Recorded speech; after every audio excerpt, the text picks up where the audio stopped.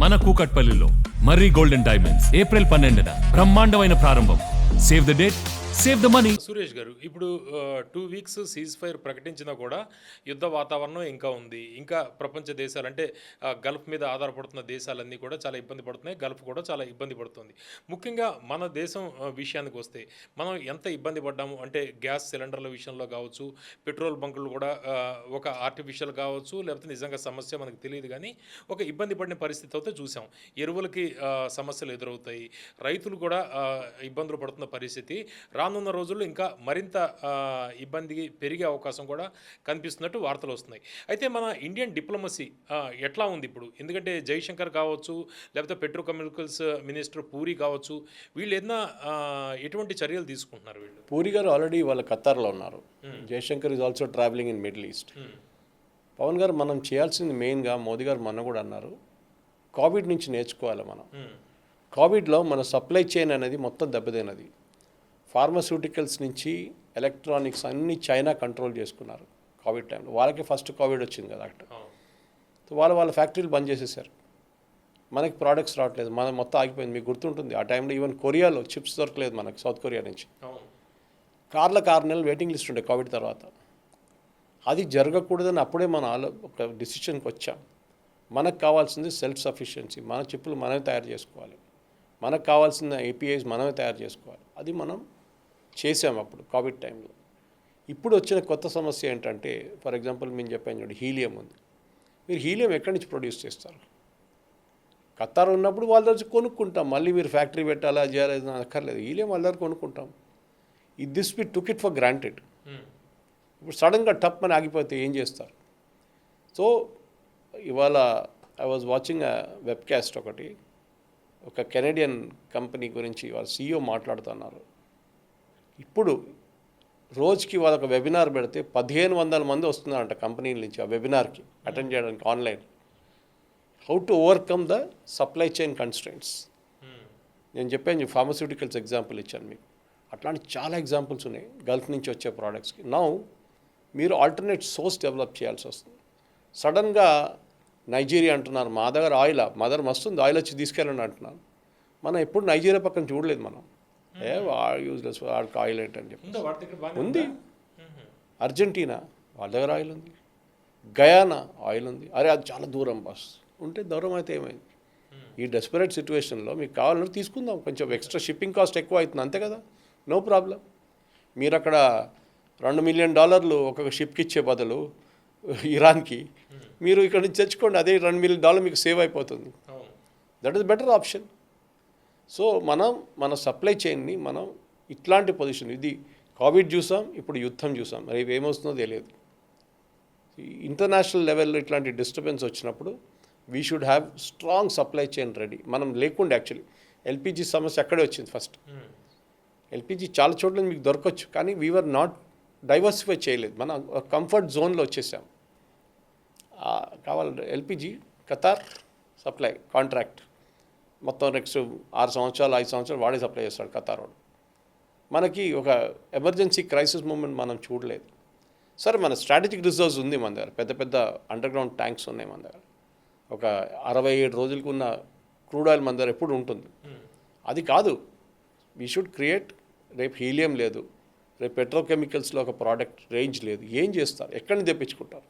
ఇవి straight of Hormuz ఒకవేళ దాన్ని ఓపెన్ అవ్వాలని అందరం కోరుకుంటున్నాము. అయితే ఇదే సీజ్ ఫైర్ ఏదో ఒకవేళ ఈ టాక్స్ ఇవన్నీ కూడా క్యాన్సిల్ అయ్యి, లేకపోతే ప్రతిష్టంభన మరికొన్ని వారాలు పెరిగే పరిస్థితి ఏదైనా ఉంటే ఏంటి మన స్ట్రాటజీ ఏ విధంగా ఉండే అవకాశం ఉంది? అంటే నార్మల్సీకి రావాలంటే ప్రయత్నాలు ఎలా ఉంటాయి? నార్మల్సీకి రావాల్సిందే, అదే అమెరికా ప్రయత్నం. ఏమని చెప్పినా కానీ ప్రెసిడెంట్ ట్రంప్ని మనం ఆయన గురించి మీములు తయారు చేయడము, ఆయన గురించి జోకులు కొట్టడం కానీ, ఈజ్ ట్రయింగ్ రియలీ హార్డ్. ఎందుకంటే ఆయన ప్రాబ్లం ఉంది, ఆయనకున్న పర్సనల్ ప్రాబ్లం ఉంది. ఏంటి? అమెరికాలో మిడ్ టర్మ్ పోల్స్ వస్తుంది ఇంకొక 5-6 నెలల్లో. అంటే జెన్యూన్గా ట్రై చేస్తాను, ఎందుకంటే అక్కడ ప్రైసెస్ పెరిగింది. వాళ్ళ మెగా బేస్ మొత్తం వాళ్ళు ప్రెసిడెంట్ ట్రంప్కి వ్యతిరేకంగా వచ్చేసారు.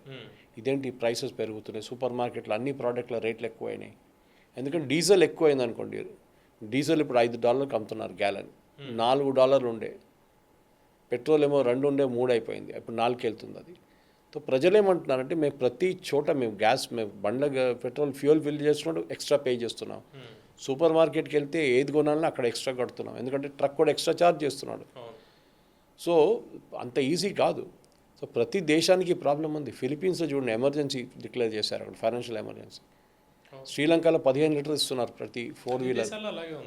సో మనకు అట్లీస్ట్ ఆ పరిస్థితికి మనం రాలేదు ఇంకా. సో ఇది బహుశా ఇంకొక 2 వారాల్లో ఇది మొత్తం క్లియర్ అయిపోతుంది, అటువైపు ఇటువైపు ఏదైనా ఒకటి. ఓకే, ఇవాళ మీటింగ్ జరిగింది అనుకోండి, మంచిది. జరగకపోతే మళ్ళీ ట్రంప్ థ్రెటన్ చేస్తాడు, నేను బాంబు వేసేస్తాను. స్ట్రైట్ ఆఫ్ హార్మూజ్ ఓపెన్ చేయడం అన్నిటికంటే సెన్సిబుల్ థింగ్, కానీ that is not the only solution. రేపు స్ట్రైట్ ఆఫ్ హార్మూజ్ మళ్ళీ బంద్ అయితే మీరు ఏం చేస్తారు? That should be the solution. That is the solution you should find out. ఈ కంట్రీస్ ఎవరెవరు ఉన్నారో వాళ్ళ ద్వారా చాలా డబ్బులు ఉన్నాయి. Qatar, Saudi Arabia, Kuwait, Bahrain, Oman, they should find an alternative way. ఇప్పుడు Saudi Arabia east west pipeline తయారు చేశారు, మొన్న దాన్ని కొట్టేశారు, మళ్ళీ ఇరాన్ కొట్టాడు. 40 సంవత్సరాల ముందు కట్టారు పవన్ గారు, అది వాడలేదు వాళ్ళు, వాడుకున్నారు చిన్న చిన్న అప్పుడప్పుడు వాడుకున్నారు. ఇప్పుడు ఫుల్ కెపాసిటీ నడుస్తుంది, 7 మిలియన్ బ్యారెల్స్ పర్ డే వాళ్ళు దాని నుంచి పంప్ చేస్తున్నారు. 24/7 పనిచేస్తే దాని మీద దాడి జరిగింది. బ్యాకప్ ఏంటి మీకు? ఇంకో పైప్ లైన్ ఉందా? లేదు. ఇది ప్రాబ్లం. ఇది మీరు క్రియేట్ చేయాలి. మీరు ఆల్టర్నేట్, వీళ్ళ డబ్బులంతా వీళ్ళ లగ్జరీకి వాడుకున్నారు. నెక్స్ట్ వీళ్ళు బయట పెట్టుబడి పెట్టుకున్నారు. మీకు వీళ్ళకి తెలుసు చాలా రోజులు ఉండవు, ఇది ఏదో ఒక రోజు అయిపోతుంది ఆయిల్. సో వీళ్ళకి కావాల్సిన రైట్ ప్లేసెస్లో పెట్టుబడి పెట్టారు, so that they can lead the same life style, luxurious life style. కానీ ఇప్పుడున్న దానికి మీరు అడిగిన ప్రశ్నకి డెఫినెట్గా అన్ని దేశాలు కలిసి ఆలోచించాలి దీన్ని. How do we overcome this? మీరు సౌదీ మీద డిపెండ్ అయితే సౌదీ వాళ్ళే మీకు east west corridor, east west pipeline లాగా ఒక 10 పైప్ లైన్లు వేయాలి. అప్పుడు మీకు 70 మిలియన్ బ్యారెల్స్ పర్ డే వచ్చేస్తుంది. No tension. అన్నీ ఓవర్ గ్రౌండ్ వేయాలనేది, అండర్ గ్రౌండ్ కూడా వేయచ్చు కావాలంటే. అప్పుడు మీ మీద దాడులు ఎక్కువ ఉండవు ఆ టైం. ఇది మెయిన్ సొల్యూషన్ అన్నమాట. చూద్దాం. ఎనీవే, ఐ థింక్ మంచి న్యూస్ రావాలి, కానీ టైం పడుతుంది, అంత ఈజీ కాదు ఇది సొల్యూషన్. సో నేటో హెడ్ అని చెప్పిన, నేటోలో అన్నిటికంటే పెద్ద రాష్ట్రం యుఎస్ కదా. యుఎస్ మీద దాడి చేశారా? ఇరాన్ చేశారు కదా. అప్పుడు మీరు ఎందుకు వెళ్ళలేదని అడుగుతున్నారు. అప్పుడు వీళ్ళ లాజిక్ ఏంటంటే, ఈ యుద్ధం మా దగ్గర మీరు అడగలేదు మొదలుపెట్టే ముందు, మీరే డిసైడ్ చేసుకున్నారు. మీరు ఇజ్రాయెల్ వచ్చి డిసైడ్ చేసుకున్నారు యుద్ధంకి వెళ్దామని.